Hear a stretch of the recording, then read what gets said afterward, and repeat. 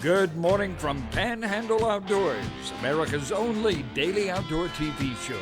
Your source for fishing, hunting, and information for folks who enjoy the great outdoors. Now sit back, relax. It's Panhandle Outdoors.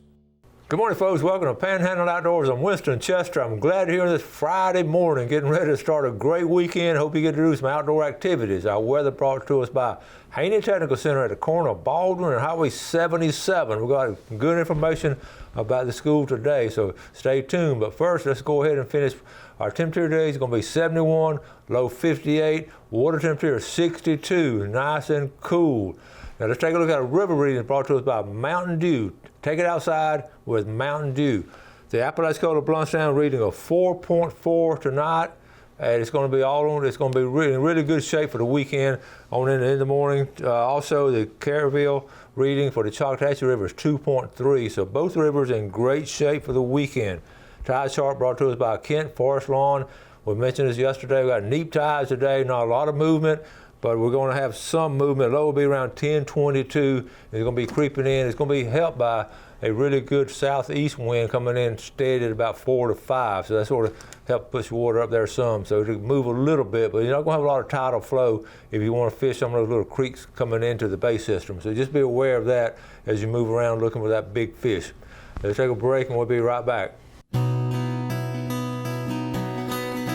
Welcome back, folks, and I guess this morning, familiar face here on Panhandle Outdoors, Alex Murphy from Haney Technical School. Glad to be back. We're glad to have you because she has a lot of good information and a lot of good things happening there. So what's been going on at Haney? So we are, believe it or not, getting fired up for our January term start, which is for spring 2020. Now, you said 2020, right? I know, isn't that weird? Weird. Yeah, so we're going to be starting on Monday, and we'll have some openings in most all of our programs. So It's a great opportunity for people that want to get a little extra, training and help improve their employability skills. So well, we always want to encourage people to do that. The spring registration, December 9th through 13th. And that's a list of all the programs now. There are a couple programs that aren't on there, like massage therapy and nursing.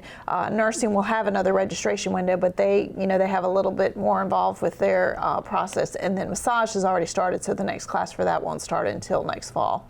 So, but there are going to be some great opportunities in some of those programs that normally we wouldn't have openings, but because there's so many people hiring our students, we're having a lot of students finish earlier. Yeah, I know. I heard that from the welding teacher. They're just finishing up and getting a job real quick. Yeah, and not even just welding, HVAC, electrical trades, digital design. I mean, across the board. Yeah. So it's a great time if you're looking for a job. You really have your pick right now. Well, what are some of the most popular ones you're having right now? I would say the most popular programs right now are going to be HVAC, obviously always welding, computer systems, information technology, cosmetology is always taught. Yeah. Nursing continues to be popular, and all of the other programs are equally as in demand. Mm-hmm. There's just we have a little more room in some of those programs than some of the others, but they're all great programs. We talk about the nursing program. I have so many of our young ladies and some of the guys too have gone into it. It's such a need, and it's going to be a huge need coming up. Well, nurses. And the beauty of nursing is the majority of our students that do the nursing program, they will never hurt for jobs. Mm-hmm. And many of them, once they get the bug of getting that success mm-hmm. and having that great credential, they end up wanting to take it even further. And so we have several people that are nurse anesthetists that got their start at Haney Technical Center. That is so cool. We're very proud of them and very proud of the education that they get because our pass rates are so strong in those programs. Do they just come out there and just fill out the paperwork? They go through a process? Yes. Now, they could even come out to the campus today. It is helpful if they can get a jump start. And, I mean, obviously, with it being Friday, they don't have a lot of time. But even just getting the application or figuring out how to apply for financial aid, they still have time. And a lot of students don't understand that if they can get financial aid, they may have a very little out-of-pocket expense. And some students may not have any out-of-pocket. It just depends on, what their circumstances are. And we have scholarships as well, so we can walk them through all of that. That's really good. Now, the staff, I know a lot of the staff and all, they work hard out there. They do. We have counselors that can talk to people if they don't even know what they want to do. We'll walk them through that as well. And you don't have to have experience for our programs. We'll train you. There's, there's not really an age requirement. You have to be, I think, 16 to start for some of the programs. But, there's some great pathways, and a lot of people that may have some anxiety about going back to school, once they come in, they're roaring and ready to go. And all throughout the Panhandle, there's people that need to do this. I was talking to some aviation people last week, and they're saying they're going to need a lot of aviation workers. I mean, there's not enough of them. There is a critical shortage nationally right? for Okay, aviation mechanics, and our program is so affordable. If you do a 2-year program, you can take your FAA exam and you're employable anywhere in the world.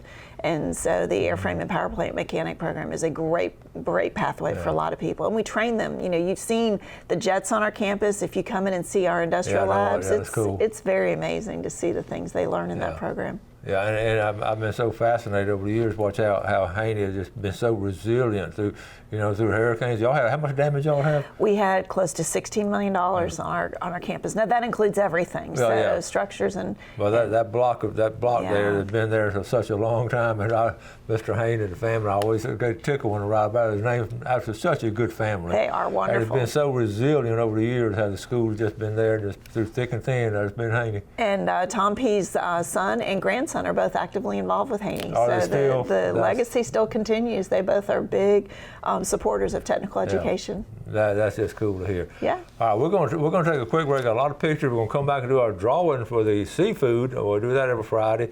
Later on in the show, we're going to come back with our fishing report and outdoor report. So all kind of good things coming on. So we're going to take a break, and we'll be right back with Alex.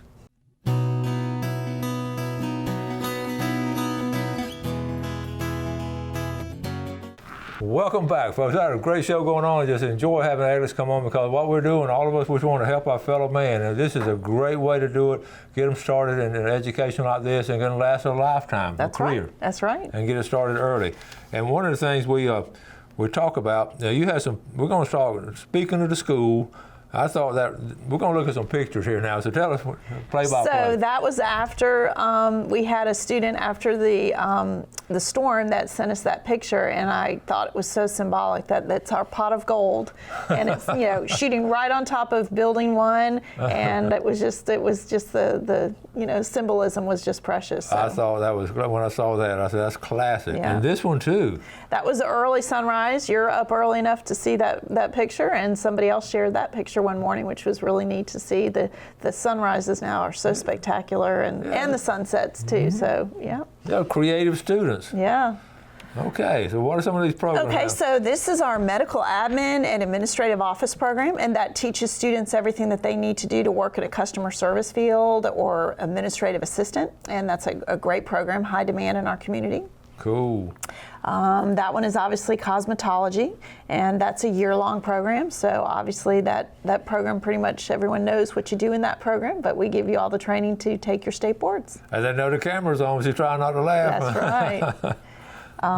That one is our digital, actually that is the computer systems and information technology, and it's a CSIT, and there's another picture I think right past that, and that's where they learn to work on all the different aspects of a computer. So not necessarily programming, even though there is some programming, but putting computers together, taking them apart, setting up networks, doing some basic security measures and different things. Let's talk about that a second, because we look at our future and what's coming up, and when computers first came out, not that many people, then just boom. Yeah. And it's part of our life. I mean, it's going to get more and more. I mean, I don't know anybody that doesn't have access to a type of computer. So it may be that your smartphone, you're using it as your computer, or a tablet, or a standalone. But for many people, you can't even call in anymore. You have to email, and so computers, whether you like them or not, they are pretty much taking over our need to communicate with people and to get information. You brought that up, and I got tickled the other day. I told Gail we were at a fast food place, very rare,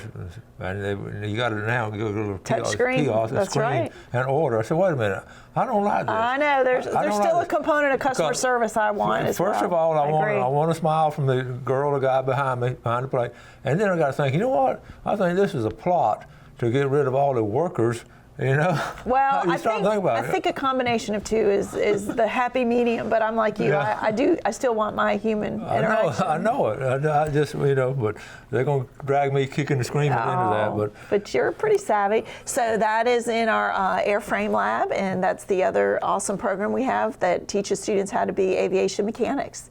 So we were great just mentioning about what a shortage is going to be across the absolutely and globally. I mean, they can get a job anywhere in the world. And something else too. I don't know if y'all do it. Are y'all teaching anything with drones, with a drone process? We don't teach the drone courses, but we do the drone testing. We are an FAA testing center for the drones. So, I can really see that growing too. Yeah. Anything. You know what I always think about it in my brain sometimes just gets way ahead. You know what I picture is a drone big enough to put your little dog on it. Oh gosh. And then that's going to happen. Yeah. You watch. Y'all don't steal my idea now.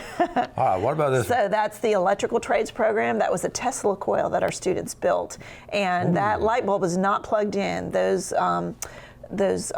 I guess you would call them electrical currents are going through the air, and they're basically transmitting electricity straight to the light bulb. It's this super cool interactive thing, and we had that photo taken by a great photographer at the News Herald several years ago. I'm telling you, look at those lines. I know. Well, he came out at first with his regular camera, and then he said, "I'm coming back with my big camera," and it's just amazing the attention to detail. They're like equal distance apart. Yeah, it's really cool. If you've never seen it, it's one of our things we feature when we have people on campus. That's again in electrical trades. They learn a little bit of everything in that program, dealing with residential and commercial.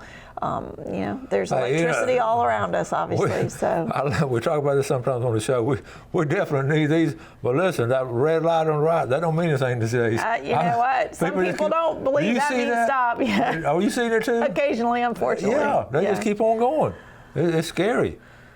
And that's actually that may be in HVAC. Our HVAC program, which is heating, ventilation, air conditioning, cooling, and refrigeration, has now been moved to another building on campus, and we're going to be doing some great improvements thanks to the Triumph funding. So that program teaches everyone things that you need to do to work in that industry. So if your air conditioner or your heating unit ever goes out, they work on the refrigeration units. It's a very high demand. It's not if it ever goes out, when. That's right. Oh, definitely. That's a new program that we just added. The plumbing program was just added this past year, and we also teach industrial pipe fitting in that same lab. So another high demand career path. Plumbers are always going to have a job, and certainly with a lot of this rebuild, it's a high demand, and they will teach you everything you need to know in those career paths. There's a lot of new construction going on too, all over the Panhandle. Yeah. That's another picture from the industrial pipe fitting. He's doing some grinding. And they do some welding in there as well. So some students will do welding and also do industrial pipe fitting, or they'll do industrial pipe fitting and do welding, because there are two different career paths. Cool. So that is our shiny, pretty auto service program that just had our grand reopening a couple weeks ago. That's state of the art. It is, and that actually was the day that we had the Bay Mustang Club came out, and they were so supportive of our program. They provided some Haney scholarships for students in that program, so they brought their cars in, and so we don't normally have such shiny, pretty cars in there, but it was a treat to see. Classic. It was a treat for them to be involved and to support us. So that was just a fun day. I was down in the welding lab, and the students were down there getting ready because one of our instructors has received, he's a finalist for Teacher of the Year. And so they were not actively welding. It's hard to get their faces sometimes. So it was kind of fun that I was able to capture their pictures. And Mr. Johnson, he's our leader down there. And Paul Richardson is great. And I love, showcasing that we have females in that program too. And so it's a great career path for a lot of people. Cool. All right. That is the auto collision program, where they work on teaching students what they need to do to repair cars when they've been involved in accidents or hurricane damage. For sure. Yeah. I have a lot of hurricane damage. Now, you should recognize that program. That is the Marine Mechanics program, and another great program. They also teach students how to work on outboard engines. They do a little bit of trailer work. They do, wave runners and different things like that. Great program. All right. Another picture in the Marine Mechanics Lab. Yeah, that's looking back from the boat, looking that way. And they learned a lot. And here she is, Alexander Murphy, Chief Community Relations, Haney Technical. They just called her there and run out of here. Good job. Well, we're excited to have people out, and just come on out if you want to talk to someone about schooling. We've got the people, and we'll sign you up. Wow. I mean, it just getting better than that, just helping people get started in life and all that. I'm proud for y'all and proud of y'all. Well, we appreciate it, and we just know that our community is going to get stronger, and having people invest in rebuilding is going to help us. And having people like this that care about you and that want you to do that means a lot to us. Well, and we see the life changes, so we know it can make a huge difference, not only for the student, but their families. Yeah. Sounds good. All right, now you ready? We're going to draw two names, and the first name is going to be there's going to be $20 gift certificate to Tarpon Dock Seafood, and the winner is Amanda Whitehead from Teloja. Amanda. Congratulations, Amanda. Yes, $20 gift certificate, and this is going to be a big red snapper from Tarpon Dock, and the winner is. Oh wait, I pulled two. I didn't look at it. So blame her now. Lance Adkins. Lance Adkins. Congratulations, okay. Lance. So that's two big winners right there. Yeah, nice little early Christmas. I'm telling you, seafood tastes really good in the wintertime to me. Especially there, because you know it's fresh. So. I know, that's right. You can do a commercial for them. That's good. Thank you so much for coming on. Thank you for coming out, and I appreciate what you do for our community. You're welcome, and you got to go to work now. I do. Okay. But I'm ready for the weekend. I know you are. We're going to take a break, come back and do our famous Friday fishing report, and then we're going to also show you what's going on, not just on the water, but in the woods. So thank you, Alex. Awesome. Have a great weekend. Take care. Right. Be right back.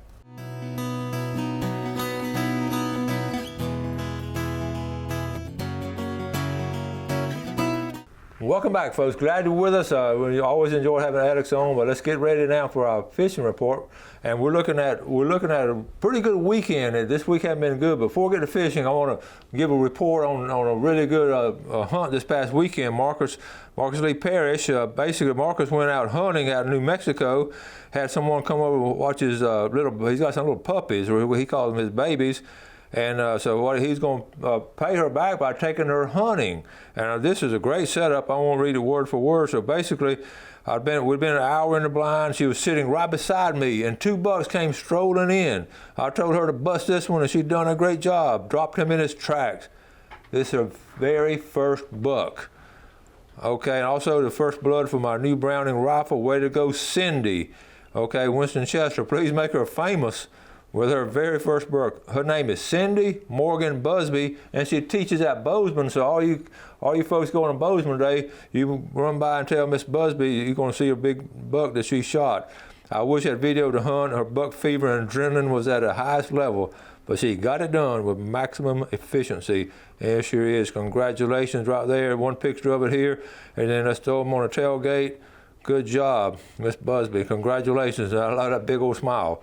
Okay, now, what we want to do now is get ready for our fishing report. As I set up for Google Earth, the notes I put together last night were from the reports on the flounder. The flounder now, basically, they've gotten on out of here. They've gone, most of them are out into the Gulf now, getting ready to spawn. In fact, if anybody's gigging, it's going to be right around the pass, getting the last segments of them going out. So the pass, we talked about the passes and all last week. But most of the flounders gotten on out of the bay system, as is the mullet. The mullet's a fascinating fish, and they'll ball up, and they're getting bigger, and they're getting bigger and bigger balls of big old schools of them. And what's going to happen now is they've worked their way out, and they're going to, they go way out. I talked to some of the captains when I was doing the book, and it was not unusual for them to tell me they'd be 25 and 30 miles out, and they would see us spawning. I would love to have seen that. I guess you still can, but what they would see would be like a big old whirlpool in the water, and they knew what it was. They'd get closer, and it's like a little, when you let the water out of the tub, how it goes round and round. There's so many mullet out there and just going to start swimming round and round and round. They're spawning, and they go deeper and deeper and deeper, and then the pressure forces out the eggs, and then they actually float on back into the currents, bring them back into the base system. Fascinating nature. So love the mullet, but that's what's going on right now with them. They're spawning. Also on the surf, whiting is going to be strong all all winter long. But there have been some nice redfish caught in the surf. This past week I saw some pictures and all. That was a little surprising, but as I was thinking of it, it's just a late fall run on those bull reds.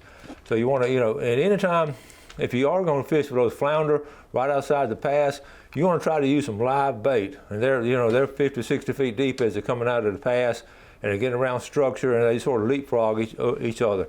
But a lot of people now, if you're going to fish this weekend, number one choice, if it stays calm out there, is to go ahead and go out there and take some live bull minnows and some light 1 ounce rigs, just something to get it down there, and just fish along some of these buoys and some of these markers. And I can promise you'll catch some nice flounder. Also wrote in, I wrote in about the freshwater catfish. I've seen some good catfish brought in this week up around Lake Seminole. Alan, one of my buddies named Alan, I grew up with him, and he's an excellent catfisherman. They caught some really nice ones around the dam. Also, bass fishing has been hot on Lake Seminole and Lake Talquin. All right, and now, if we on the wood report, of course, duck hunting is opening up. You saw the boys yesterday. They're going to be doing some duck hunting, and you got two kinds of duck hunting. You can bay hunt in the bays. You can hunt sort of freshwater ponds and lakes. It's a sort of a different setup. Most of the boys hunting the bay system now is just sort of waiting out, and one person's in the boat and helps send up the decoy. So, but keep this in mind. I asked the boys yesterday, Choctawhatchee Bay, Apalachicola Bay, and parts of St. Andrew Bay, it's really muddy. So you don't want to get out there and bog down in the mud, because it can be unsafe. Make sure you go with people. When you go on a hunting trip like that, a group of y'all need to go. Never go by yourself. I've been guilty of that myself, just going out there and trying to get out there, by myself and real quiet. But you need someone to go with you. We're going to about run out of time. We're going to wrap it up. Coming up next week, now on Monday, I'm going to have some really good video from the Mosley Outdoor Ed project. So we're going to spend a whole day yesterday, and we'll have some video Monday on those projects. You're going to really find that enjoyable. We're going to start wrapping it up. Thank y'all. We've had a great show this week. It's been a lot of fun. We're going to do it again next week. So y'all have a great weekend. Enjoy the outdoors, and always make sure you do something good for your fellow man. And God bless. Thanks for watching America's only daily outdoor TV show, Panhandle Outdoors with Winston Chester, featuring hunting, fishing, and other activities and information to help you enjoy the great outdoors. Join us next time for Panhandle Outdoors.